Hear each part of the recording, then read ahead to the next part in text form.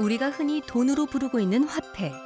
동전과 지폐뿐 아니라 최근에는 돈 대신 사용할 수 있는 상품권과 포인트, 모바일 머니, 가상화폐까지 화폐의 종류와 사용 방법도 더욱 다양하고 새로워지고 있습니다. 점점 빠르게 변화하고 있는 현대 화폐. 그렇다면 과거 우리나라에서는 어떤 화폐들을 사용했을까요?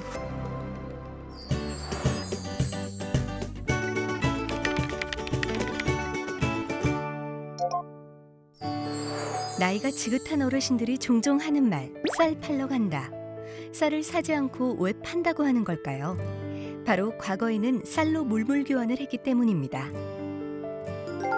화폐는 상품 교환의 매개물이면서 가치의 척도이자 지불 수단, 그리고 가치 저장의 목적으로 유통되는 재물을 말합니다.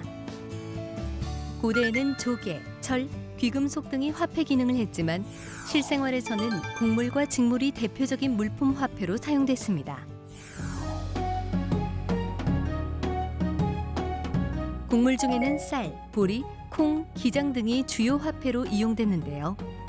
껍질을 깎아낸 백미는 일반 쌀보다 비싼 가격에 거래가 되었습니다. 직물 화폐로는 삼배와 모시, 명주 등이 대표적으로 사용되었는데요.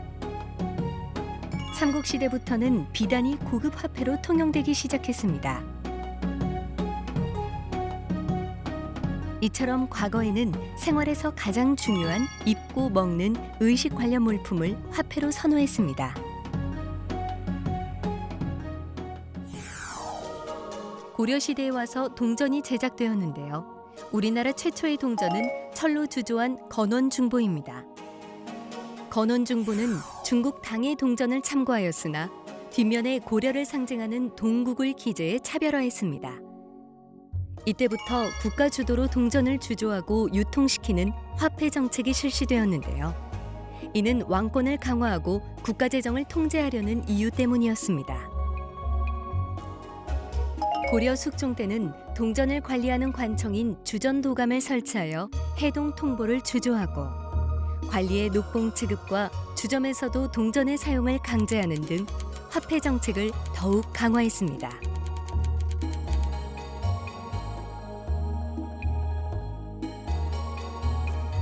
그러나 동전은 시장에서 가치를 보장받지 못했고 물건을 매매하기에 실용적이지 못하다는 이유로 널리 사용되지 못했습니다.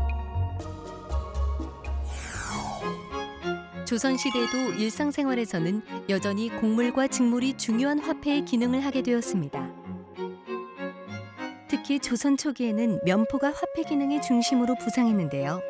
일정 품질을 갖춘 면포는 국가에서 화폐로 인정하는 조선 통폐지인 도장을 찍어주기도 했습니다. 이처럼 곡물과 직물은 여러 시대를 거쳐 오랫동안 중요한 화폐의 역할을 담당했습니다.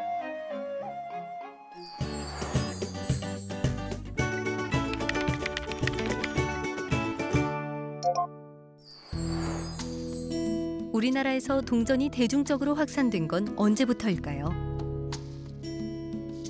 조선의 왕들은 지속적으로 새로운 화폐 정책을 시행하고 동전을 주조하여 사용하도록 했는데요. 이를 통해 동전 유통에 대한 불신을 해소하고 동전의 경제적 가치를 높이고자 했습니다. 시장에서는 물품 화폐 사용을 선호했지만 임진왜란 이후 국가재정 확보와 군수 조달 과정에서 효율적으로 유통할 수 있는 동전의 필요성이 부각됐습니다. 인조는 동전 유통을 위한 구체적인 방안으로 경복궁 앞길에 사람을 모집하여 점포를 열게 하고 동전으로 거래하도록 했습니다. 사람들이 동전의 활용 가치를 경험하게 하려는 의도였습니다.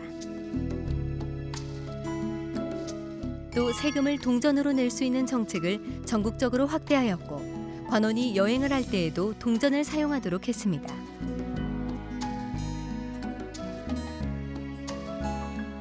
이와 함께 가뭄과 흉년, 계절적 요인 등으로 곡물과 면포의 생산 유통이 점점 어려워지고 시장과 상인의 등장으로 휴대와 보관이 편한 화폐의 필요성이 높아지면서 동전의 가치도 점점 높아지기 시작했습니다.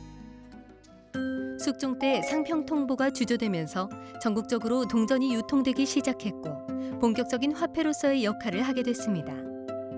상평통보는 주조하는 지방마다 모양이 조금씩 달랐으며 그 종류도 약 3천여 종이나 됐는데요.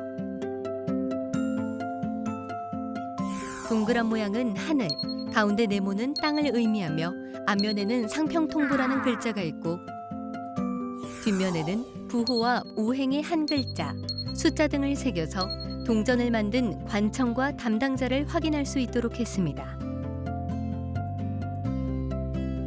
상평통보는 약 200여 년간 우리나라 역사상 전국에서 가장 오래 사용된 화폐입니다. 상평통보는 엽전으로도 불렸는데요. 돈을 주조하는 틀이 나뭇가지에 잎이 달린 것처럼 보인 것에서 유래됐습니다.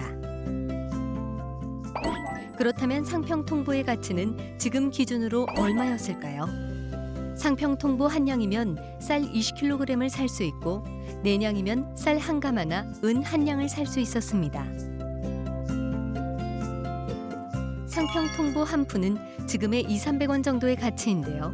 매우 적은 돈을 상징적으로 표현한 한 푼 줍쇼도 여기에서 유래된 말입니다.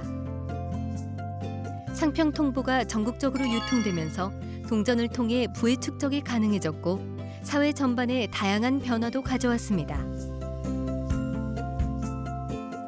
그중 하나가 당시 부의 축적을 열망하는 문화가 반영된 별전의 등장인데요.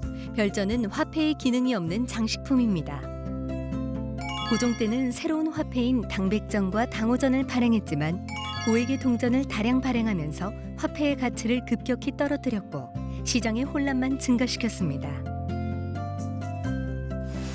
이러한 상황에서 일본 화폐가 유입되자 조선은 화폐 주권마저 상실하게 됩니다.